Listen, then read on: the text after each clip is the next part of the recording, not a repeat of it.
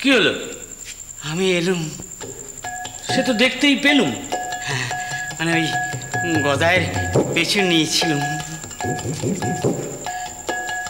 সেটাও বুঝতে পেরেছিলুম। কি জানেন, ওর পুণ্য কথা শুনবো বলেই এসেছিলুম।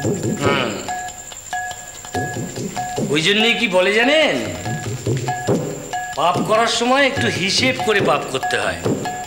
সারা জীবন এত পাপ করেছেন যে এখন পুণ্যি কুড়িয়ে কুড়িয়েও তার তল পাচ্ছেন না। হ্যাঁ ঠিক আছে, কিন্তু আমার মন ভরছে না। তা বললে তো হবে না হরনাথ বাবু, নিজের পাপ যে নিজেকেই কাটাতে হবে। উপায়? ভালো ভালো কথা ভাবুন, ভালো কাজ করুন, সৎসঙ্গে দিন কাটান, আর এই একটু দেবতাদের নাম টাম নিন। আর ওই কি যেন ওই দিন রাত্রির ওই যে লোকের পেছনে কাটি করেন আগে, হ্যাঁ হ্যাঁ করেন তো, হ্যাঁ ওই কর্মটায় এবার ক্ষমা দিন। আচ্ছা ঠিক আছে। কি বলছেন মশাই? ঠিকই বলছি, ঠিকই বলছি। ওই যে যারা দিনরাত্রি শুধু পাপ করে চলেছে, বুঝলেন, তারা এই দেবতার মন্দিরে গিয়ে, তারপর পুজো মণ্ডপে গিয়ে, ঠাকুর দালানে গিয়ে দিন রাত মাথা খুঁটছে আর আকুলি বিকুলি করছে আর বিড় বিড় করে বলছে। আগে কি বলে জানেন? না। বলে, ঠাকুর আমি অনেক পাপ করেছি, আমাকে ক্ষমা করে দাও। আমি অমুকের অমুক জিনিসটা গেড়িয়েছি, তুমি আমাকে ক্ষমা করে দিও। ঠাকুর আমি পরিবারকে মিথ্যে কথা বলেছি, দেখো যেন ধরা না পড়ি। ঠাকুর তোমার নামে দিব্যি কেটে আমি অন্যের পাওনা ফাঁকি দিয়েছি, তুমি আমার মাথায় ভেঙে পড়ো না। পাপ পাপ পাপ, সারা জীবন অনেক পাপ করেছি। ঠাকুর তুমি তোমার খেড়ো খাতায় তুলো না। হ্যাঁ হ্যাঁ, কি আপনি বলেন না? বলুন, বলেন না? কি হলো বলুন। ঠাকুর, জীবনে অনেক পাপ করেছি, খেরো খাতায় আর নাম তুলো না, খেরো খাতায় আর নাম তুলো না ঠাকুর।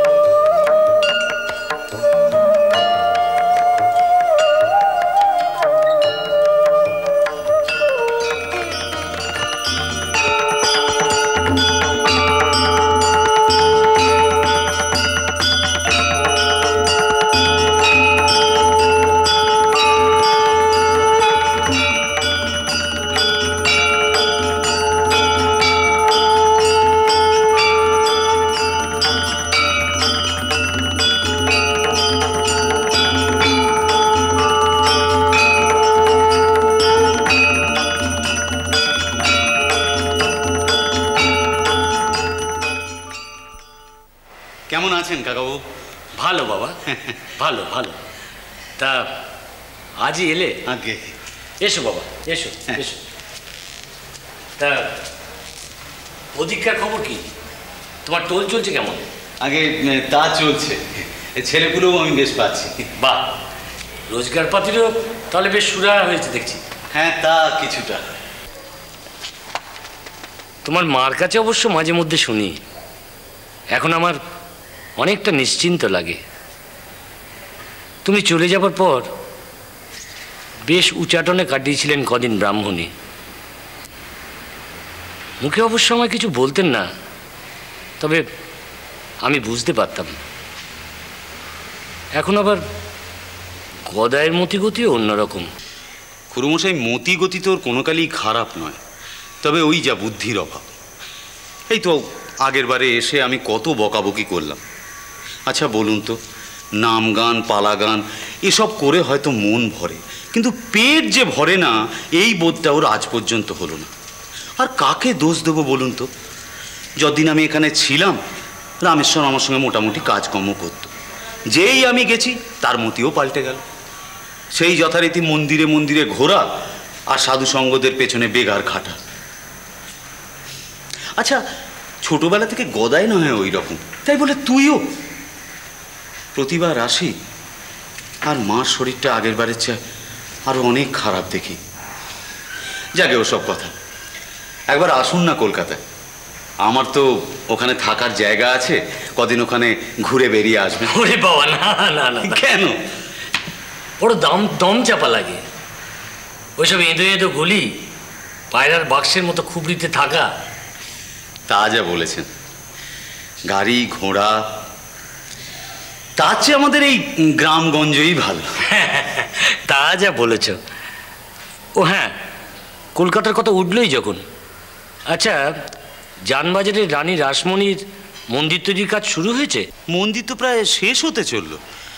সে ওই কলকাতার কাছে দক্ষিণেশ্বরে প্রায় 50 বিঘে জমি নিয়ে মন্দির চত্বরের আয়োজন। সে বিশাল ব্যাপার। বাবা! তবে হ্যাপা অনেক। শুধুমাত্র ইট আর পাথরের গাঁথনিতে তো আর মন্দির হয় না। মানে মন্দিরে প্রাণ প্রতিষ্ঠা তো করতে হবে। সে তো বটেই। গোল বেঁধেছে সেইখানে। কিরকম? এ সবই আমার শোনা কথা। আমাদের শিহরগ্রামের মহেশ চাটুর্য মশাই, উনি তো রানীর সরকারে কাজ করেন, উনি আমাকে সব কথা বলেছেন। রানীমা চাইছেন শ্রী শ্রী জগদম্বাকে মন্দিরে প্রতিষ্ঠা করতে। মুশকিল হয়েছে রানীর জাতি ও সামাজিক প্রথা। রানী জাতিতে কৈবর্ত, শূদ্রানী, মন্দির প্রতিষ্ঠা করার অধিকার ওনার নেই।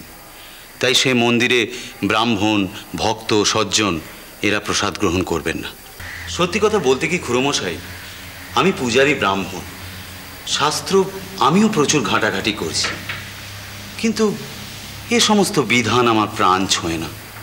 আচ্ছা, বাধা দেওয়াই যদি ভগবানের উদ্দেশ্য হবে, তাহলে রানী কাশীযাত্রাকালে কার স্বপ্নাদেশ পেয়েছিলেন? স্বপ্নাদেশ পেয়েই তো উনি কাশীযাত্রা স্থগিত রেখে কলকাতায় ফিরে মন্দির প্রতিষ্ঠার কাজে নামলেন। ছাড়ো সব কথা, আমরা আদার ব্যাপারই, জাহাজের খোঁজে আমাদের লাভ কি? এখানে এসব নিয়ে মাথা না ঘামালেও চলে, কিন্তু ওখানে এ নিয়ে তো তোলপাড় হচ্ছে। হাটে বাজারে পথে ঘাটে সব জায়গায় একই কথা চলছে, হয় তোমায় পক্ষে কথা বলতে হবে, নয় বিপক্ষে কথা বলতে হবে। তা তুমি কার পক্ষে? না, আমি সেরকমভাবে কিছু ভাবিনি।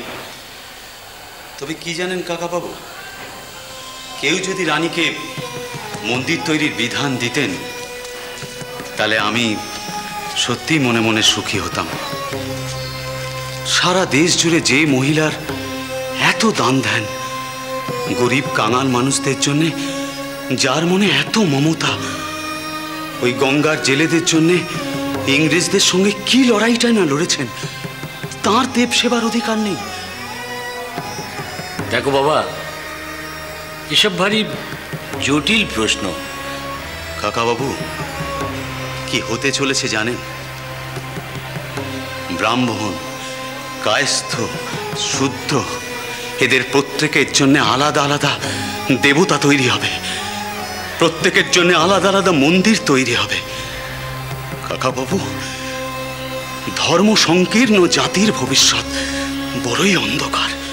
শ্রীরাম কৃষ্ণ